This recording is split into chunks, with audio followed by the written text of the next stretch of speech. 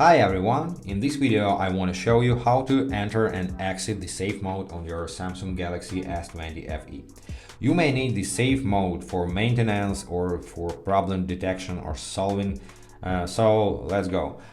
Swipe down from the top of the screen and swipe down one more time until you see this power icon and tap on this icon. Then tap and hold on the power off icon and you will see this safe mode icon.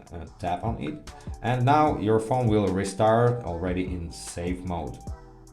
And now you see the safe mode badge in the bottom left corner. Let's enter our pin codes.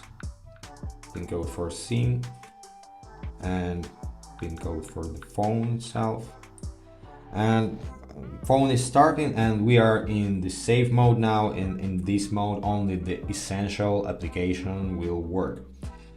And to exit the safe mode, just swipe down from the top again, just find our power icon and just restart the phone and it will restart in the normal mode. That's it. I hope this video was helpful for you and thanks for watching.